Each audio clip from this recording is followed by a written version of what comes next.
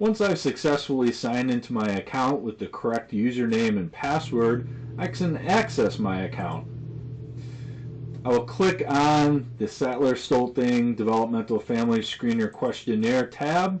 From here, I can either set up a new questionnaire or load a previous questionnaire. To set up a new questionnaire, I will select the sections that I wish to administer. The sections that I could choose are background information or presenting problem. I do need to include background information with any selection. If I do not include it, it will give me an error and tell me that I must select background information. I can choose to select all the sections by clicking Select All Sections.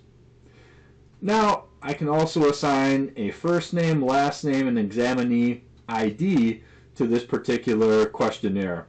This may be the name of the client that I wish to use. This may be different than the name the client wishes to use. It may also be the name of a clinician to whom the client is associated, the name of a researcher, or any other information I wish to note with this client record. For this, I'm going to note that the clinician's name is Clinician John. I can note here the last name, the unit that John's on. Let's call it the red unit. And because we're doing research, I'll note that the examinee's ID is this unique research number that's been pre-assigned. Once this information has been entered, I can click Begin Family Questionnaire. It will ask me if I wish to begin at this time. I can choose to either return to the setup if I wish to adjust any information, or begin the questionnaire. Note, 1 credit will be deducted from my account if I wish to begin at this time.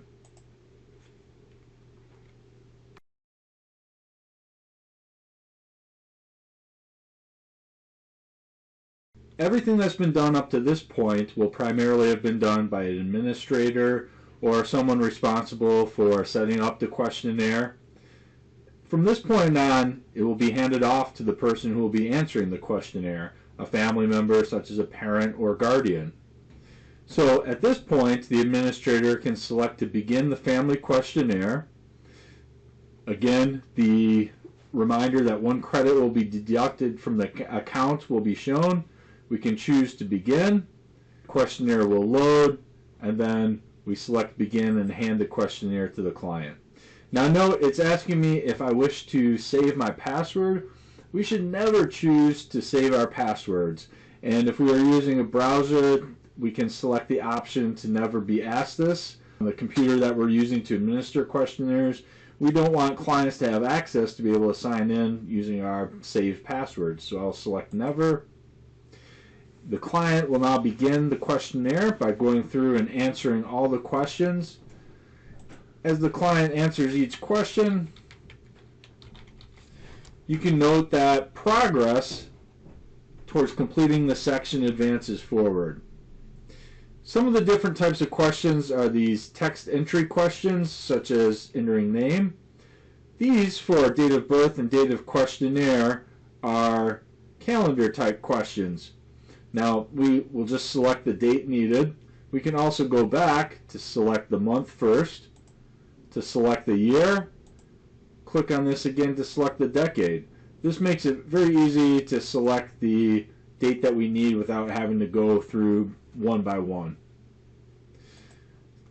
For some of the questions, when we answer in a particular way, a new question will be generated. This is known as reactive questioning. So, for example, in this question, if we specify that the child's sex or gender is other, we'll need to specify specifically what that sex would be. We can go back and select a different answer, and that reactive question that appeared based on the particular answer that generated it will disappear. The client will progress through the application and answer the questions. The questions should be relatively straightforward. There's a few built-in checks to make sure the client is answering the questions correctly.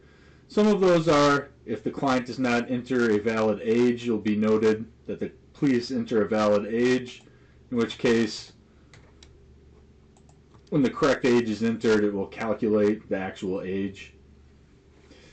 Some things like the address is left open.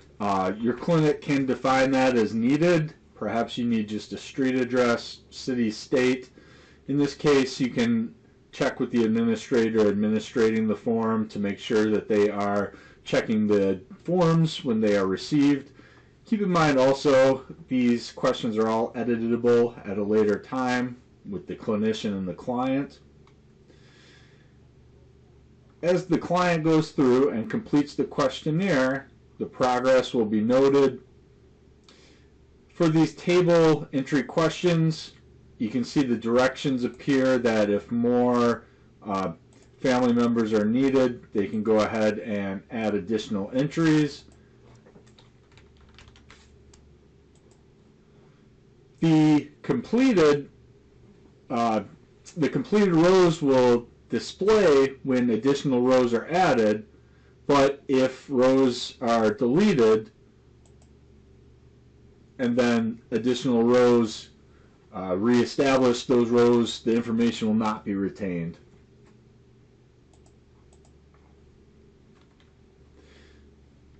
Many of the questions are purposely open-ended so that people can answer them how they wish. As the client completes the whole questionnaire, for each page it will be noted that the section is completed.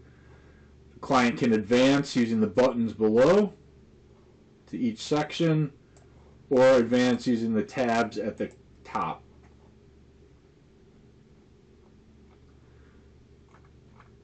When everything is complete, the directions were for the client to click Submit Questionnaire. It would probably also be a good idea for the administrator to remind the client to click that when done. There's a few built-in checks for submitting the questionnaire. Number one, names need to be noted. So when the client clicks Submit Questionnaire, they'll be noted that there's unanswered questions. They should return to the form, and please enter the child's first name.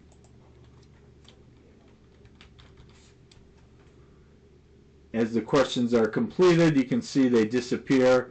We also need, it's also noted that background information, question 6, the home address is not complete. So that information can be entered. The questionnaire can be submitted without all the questions being complete, but it does need the first name and last name completed. When the questionnaire is resubmitted, you can see there's a warning for the client that they may continue the questionnaire at this point or submit. If they choose to submit, the questionnaire will be reset and they will be logged out, and it's back at the initial home page for the application.